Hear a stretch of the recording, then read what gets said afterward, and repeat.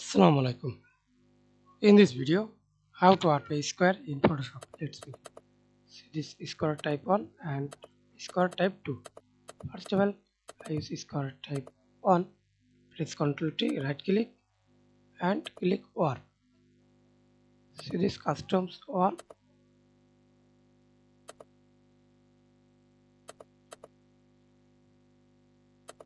Many options and apply to. Press again Ctrl T, right click,